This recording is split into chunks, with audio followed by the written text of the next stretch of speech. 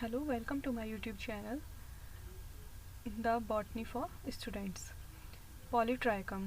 तो आज का हमारा टॉपिक है पॉलीट्राइकम, जिसमें हम पोस्ट फर्टिलाइजेशन चेंजेस देखेंगे कि जो फर्टिलाइजेशन तक की प्रोसेस हमने लास्ट वीडियो में देख ली थी, तो अब इसके बाद पोस्ट फर्टिलाइजेशन चेंजेस के बारे में देखेंगे कि जो ओइस्पोर बनता है उसमें क्या क्या चेंज होते हैं जिससे कि स्पोरोफाइट का फॉर्मेशन होगा। I am Miss Raj Alvera, department of botany, RR college, Alwar. The diploid zygote is the first cell और structure of the sporophyte। जैसा कि हम जानते हैं कि ब्रायोफाइट्स में जो मेन जनरेशन होती है गैमेटोफाइट होती है और दूसरी जनरेशन है वो स्पोरोफाइट यहाँ पर होगी। तो स्पोरोफाइट जनरेशन की फर्स्ट सेल डिप्लॉयड जायगोट होती है। जैसे ही एग और एंथ्रोजॉइड का फ्यूज़न होता है वहीं पर गैमेटोफाइट जनरेशन ख़त्म हो जाती है और स्पोरोफाइट जनरेशन स्टार्ट होती है जो कि डिप्लॉयड होती है। This is located in the venter. अब ये जो जायगोट का फॉर्मेशन होता है यह जायगोट वेंटर के अंदर उपस्थित रहता है। तो जायगोट में हम देखते हैं कि क्या क्या चेंजेस होंगे और आगे ये किस तरीके से स्पोरोफाइट का फॉर्मेशन करता है। तो जायगोट 2n सेल होती है, सिंगल सेल है जो कि 2n है और इसके ऊपर थिक वॉल प्रेजेंट होती है। इसमें सबसे पहले ट्रांसवर्स डिवीजन होते हैं। ट्रांसवर्स डिवीजन के कारण यहाँ पर दो टाइप की सेल्स का फॉर्मेशन होता है, ऊपर की तरफ अपर सेल और नीचे की तरफ लोअर सेल। तो जायगोट एक सेल है, उसमें एक ट्रांसवर्स डिवीजन हुआ, बीच में से दो हाफ में वो डिवाइड हो गई। ऊपर की तरफ तो अपर सेल प्रेजेंट होगी और नीचे की तरफ लोअर सेल इसमें पाई जाती है। अब इसमें ट्रांसवर्स डिवीजन के बाद आगे और डिवीजन होते हैं जिससे कि फर्दर डिवीजन होंगे और आगे एम्ब्रियो का फॉर्मेशन इसमें होगा। From apical cell with 2 cutting faces at the each end of embryo. तो इसमें क्या होगा, जायगोट से अपर सेल और लोअर सेल का फॉर्मेशन हो गया। अभी जो अपर सेल और लोअर सेल बनी इसमें और आगे डिवीजन होंगे जायगोट में और एम्ब्रियो का फॉर्मेशन होगा। अब जो एम्ब्रियो है उसमें दोनों तरफ उसके एपिकल रीजन में भी जो दोनों उसके एपिकल रीजन होंगे, ऊपर की तरफ भी और नीचे की तरफ भी, उनमें एपिकल सेल का फॉर्मेशन हो जाएगा और the activity of two apical cell is opposite direction. This type of growth is shown. तो यहाँ पर अब हमने ये देखा कि एम्ब्रियो का फॉर्मेशन हो चुका है। इसमें ऊपर की तरफ अपनी अलग एपिकल सेल है और नीचे की तरफ अपनी अलग एपिकल सेल इसमें प्रेजेंट है। एपिकल सेल प्रेजेंट होने के कारण इसमें दो एपिकल सेल यहाँ पर दिखाई देगी और दोनों की ग्रोथ अपोजिट डायरेक्शन में होती है। जो ऊपर की तरफ होगी वो ऊपर की तरफ ग्रोथ शो करेगी और जो नीचे की तरफ है वो नीचे की तरफ ग्रोथ करना शुरू कर देती है। अब यहाँ पर देखते हैं कि apical cell of upper region क्या करती है। Apical cell of upper region more active, यह ज़्यादा एक्टिव होती है। एपिकल रीजन की जो सेल होगी वो ज़्यादा एक्टिव होती है, ज़्यादा एक्टिविटी शो करके जाती है और इसी के साथ यह सेल डिवाइड और रीडिवाइड होना स्टार्ट कर देती है।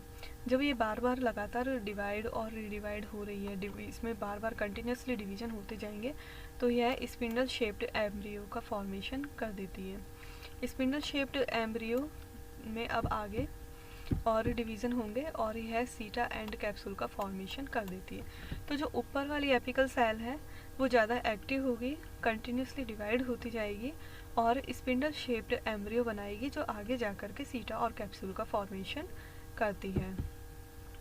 अब देखते हैं यहाँ पर कि लोअर एपिकल सेल का क्या काम होता है।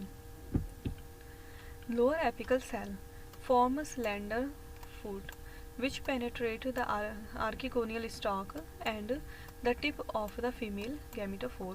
जो लोअर एपिकल सेल होती है वो आगे जाकर के फुट का फॉर्मेशन करती है और यह फुट या जो स्टॉक होता है, आर्किगोनियल स्टॉक है या फिर जो मेल गैमेटोफोर का टिप होता है उससे उसको पेनिट्रेट करके उससे ये अटैच रहती है। These are the changes in diploid zygote। तो जैसा हमने फर्टिलाइजेशन के बाद एक डिप्लॉयड सेल बनाई थी जो जायगोट का फॉर्मेशन हो गया था, उसमें ट्रांसवर्स डिवीजन हुआ, एपिकल सेल बनी, लोअर सेल बनी। एपिकल सेल और लोअर सेल दोनों में ही बहुत ज़्यादा डिवीज़न पे डिवीज़न होते जाएंगे और इसके कारण एपिकल सेल तो सीटा एंड कैप्सूल का फॉर्मेशन करती है और लोअर सेल है जो फुट का फॉर्मेशन करती है। तो यहाँ तक हमने डिप्लॉयड जायगोट में जो जो चेंजेस हुए हैं उनको हमने देखा है। नेक्स्ट देखते हैं कि जब पोस्ट फर्टिलाइजेशन चेंजेस की बात कर रहे हैं तो उसमें जायगोट स्ट्रक्चर के अलावा कि जायगोट में क्या क्या चेंज हुए, जायगोट के अलावा जो उसकी आर्किगोनियम होती है जिसमें वो जो स्पोरोफाइट होगा या फिर जायगोट प्रेजेंट रहेगा, आगे ग्रोथ शो करेगा, तो आर्किगोनियम के स्ट्रक्चर में भी हमें डिफरेंट या चेंजेस देखने को मिलेंगे। तो यहाँ पर हम देखते हैं changes in archegonium structure. After the fertilization process and increase in size of the embryo, the lower part of the archegonium venter is resumed its growth। जैसे ही फर्टिलाइजेशन की प्रोसेस होती है तो एम्ब्रियो का साइज़ अब बढ़ना स्टार्ट हो जाता है, वो अपना साइज़ इंक्रीज़ करना स्टार्ट कर देगा। The lower part of archegonium, lower part इसमें वो होता है जो फूला हुआ पार्ट होता है, वो इसका वेंटर कहलाता है।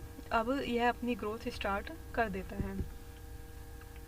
तो इसमें ग्रोथ किस तरीके से होगी, सबसे पहले वेंटर वॉल यहाँ पर इंक्रीज इन सरकमफेरेंस, जो वेंटर वॉल होती है वो अपनी चौड़ाई होगी या जो सरकमफेरेंस उसकी परिधि है उसका साइज उसमें बढ़ने लग जाता है। Become 4 to 6 cell in thickness, और इस तरह से 4 से 6 कोशिकीय मोटाई का वो हो जाएगा। कैलिप्ट्रा,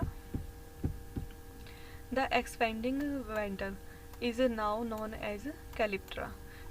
तो सबसे पहले वेंटर वेल अपनी वॉल है जो सरकमफेरेंस इंक्रीज़ करती है, 4 to 6 सेल थिकनेस की हो जाएगी।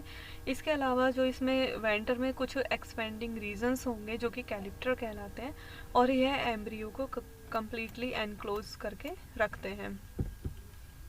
With the elongation of seta, the calyptra is ruptured at the base and carried upward as a cap over the young capsule and completely cover it। तो इस तरीके से जैसे ही सीटा का इलोंगेशन होता है, इलोंगेशन कंप्लीट होने के बाद कैलिप्ट्रा रप्चर हो जाता है बेस से, और जो यंग कैप्सूल है उसको यह कवर कर लेता है। The calyptra in Polytrichum is brown in colour and it is हेरी। जो पॉलीट्राइकम का कैलिप्ट्रा होता है ब्राउन कलर का होगा और हेरी होता है। This is the haploid tissue, और कैलिप्ट्रा यहाँ पर हैप्लॉइड होता है। तो क्योंकि हैप्लॉइड कैलिप्ट्रा इसलिए होगा क्योंकि वेंटर से इसका फॉर्मेशन हो रहा है। वेंटर गैमीटोफोर पर बनता है आर्किगोनिया में, और जो कि गैमीटोफाइट स्ट्रक्चर जितनी भी होंगी सारी हैप्लॉइड होती है, तो इसलिए यहाँ पर कैलिप्ट्रा हैप्लॉइड स्ट्रक्चर होती है। और कैलिप्ट्रा हेरी होता है, हेरी होने के कारण इसको हैरी मॉस भी कहा जाता है। पॉलीट्राइकम को हम हैरी मॉस इसलिए कहते हैं क्योंकि इसमें कैलिप्ट्रा हैरी होता है और हैप्लॉइड टिश्यू ये होता है। तो ये हमने देखा कि आर्किगोनिया में क्या क्या चेंजेस हुए।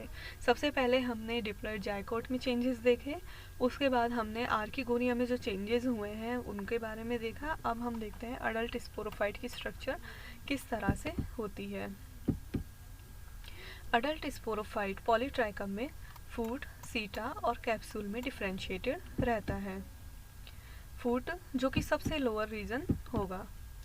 It is dagger shaped structure, एक डैगर लाइक स्ट्रक्चर होती है जो कि it is buried deep in the tip of female gametophore parenchymatous. Dagger like structure है जो कि फीमेल गैमीटोफोर में अंदर तक धंसी हुई रहेगी और पैरेनकाइमेटस होता है। फंक्शन ऑफ फूट देखते हैं। Anchoring and absorbing organ. तो सबसे पहले जब एडल्ट स्पोरोफाइट की हम बात कर रहे हैं तो सबसे पहले यहाँ पे हम फूट के बारे में देख रहे हैं। फूट यहाँ पर तो यहाँ पर हम फूट के बारे में देख रहे हैं। फूट यहाँ पर it is dagger shaped structure, dagger shaped होता है जो कि फीमेल गैमीटोफोर में अंदर तक दबा हुआ रहेगा, उसके अंदर धंसा हुआ रहता है, और यह एक पैरेनकाइमेटस स्ट्रक्चर होती है। पैरेनकाइमेटस सेल सबसे सिंपल टाइप की सेल्स होंगी। अब फंक्शन यहाँ देखते हैं फूट का, तो यह एंकरिंग का काम करता है। एक तो जो ऊपर इसके कैप्सूल स्पोरोफाइट का फॉर्मेशन होगा उसको यह एंकर करने का काम करता है, उसके ऊपर उपस्थित रहता है। दूसरा, अब इसे ऊपर स्पोरोफाइट में न्यूट्रिशन पहुँचाना है तो एब्जॉर्बिंग ऑर्गन का यह काम करता है।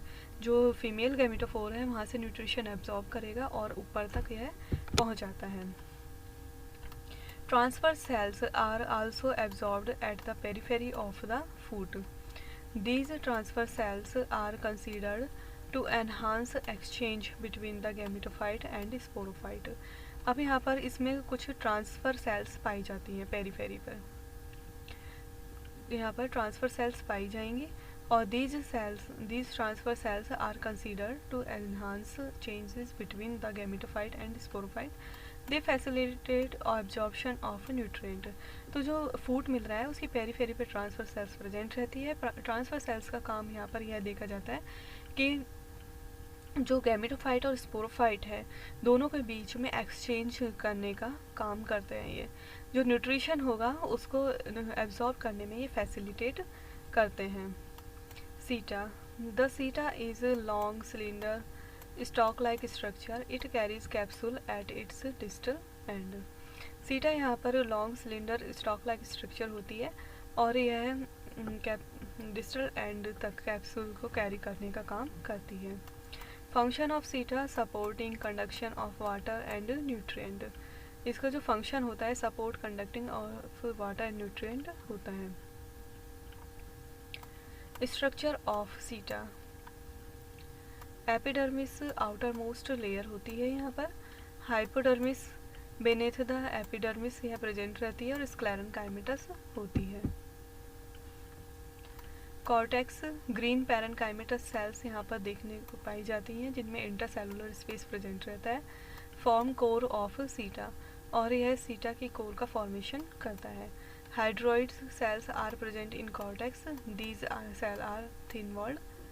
तो यहाँ पर कॉर्टेक्स पाया जाएगा, सबसे बाहर एपिडर्मिस, फिर हाइपोडर्मिस होती है, कॉर्टेक्स होता है। कॉर्टेक्स में मोस्टली पैरेनकाइमेटस सेल्स होती है। इंटरसेलुलर स्पेस यहाँ पर प्रेजेंट रहता है। फॉर्म कोर ऑफ सीटा, और ये जो कॉर्टेक्स होता है सीटा का कोर बनाता है। इसमें हाइड्रोइड सेल्स भी पाई जाती हैं और ये थिन वॉल्ड सेल्स होती हैं। नेक्स्ट यहाँ पर देखते हैं स्पोरोफाइट की स्ट्रक्चर में apophysis. Apophysis is present at just below the capsule. Capsule के जस्ट नीचे की तरफ यह प्रेजेंट होता है। The seta is swollen to form a bulbous structure. Capsule के नीचे ये प्रेजेंट है और यह सीटा के नीचे एक सीटा होता है जो एक नीचे की तरफ एक फूली हुई संरचना बनाता है जो कि एपोफाइसिस कहलाता है। This is sterile structure and specialised for photosynthesis. यह स्टेराइल स्ट्रक्चर होती है, मतलब कि यह आगे स्पोर फॉर्मेशन में काम नहीं आएगी और यह फोटोसिंथेसिस का काम करती है। स्ट्रक्चर ऑफ एपोफाइसिस, अब यहाँ पर एपोफाइसिस की स्ट्रक्चर देखते हैं। तो यहाँ पर हम देखते हैं कि इसमें वेल डिफाइंड एपिडर्मिस पाई जाती है। Well defined epidermis is present. Stomata are present at groove region, जो इसके ऊपर ग्रूव पाई जाएंगी वहाँ पर स्टोमेटा प्रेजेंट रहते हैं। Hypodermis is absent. Next to the epidermis chlorenchyma is present. Parenchyma cell with chloroplast, और एपिडर्मिस के नेक्स्ट यहाँ पे क्लोरेनकाइमा सेल्स पाई जाएंगी और यह क्लोरोप्लास्ट में प्रेजेंट होती हैं। अब यहाँ पर हम देखते हैं नेक्स्ट कैप्सूल की स्ट्रक्चर। कैप्सूल किस तरह से यहाँ पर पाया जाता है। At the distal end of the सीटा अबव द एपोफाइसिस। सबसे नीचे फूट था, फूट के ऊपर सीटा और सीटा के ऊपर एपोफाइसिस और एपोफाइसिस के ऊपर की तरफ यहाँ पर कैप्सूल पाया जाता है। डिस्टल एंड पर यह प्रेजेंट होता है। इरेक्ट इन पोजीशन, इसकी जो पोजीशन होती है वो बिल्कुल सीधी होती है, इरेक्ट पोजीशन में यह पाया जाता है। Covered with calyptra, brown in colour with A hairy surface. तो यहाँ पर जो कैप्सूल होता है वो कवर्ड स्ट्रक्चर होती है और कैलिप्ट्रा से यह कवर्ड होता है। कैलिप्ट्रा क्या होता है, जो वेंटर की जो आउट ग्रोथ होकर के कैलिप्ट्रा का फॉर्मेशन होता है जो कि कैप्सूल को कम्प्लीटली कवर्ड करके रखता है। और ये हेयर लाइक स्ट्रक्चर होती हैं, ब्राउन इन कलर होती है, इसीलिए पॉलीट्राइकम को हेयरी कैप मॉस भी कहा जाता है क्योंकि इसके ऊपर हेयरी सरफेस प्रेजेंट होती है। कैप्सूल के ऊपर हेयरी सरफेस प्रेजेंट होने के कारण इसको हेयरी कैप मॉस कहते हैं। Capsule is angular in shape, यहाँ पे जो कैप्सूल होता है वो एंगुलर शेप का होता है। अब इसके बाद देखते हैं कि कैप्सूल के फंक्शन क्या होते हैं। तो यहाँ पर फर्स्ट फंक्शन यह दिया हुआ है प्रोडक्शन ऑफ हैप्लॉइड स्पोर्स। तो जो कैप्सूल का सबसे मेन फंक्शन होता है वो हैप्लॉइड स्पोर्स का प्रोडक्शन करना होता है, जिससे कि आगे गैमेटोफाइट जनरेशन का प्रोडक्शन होगा। Thank you.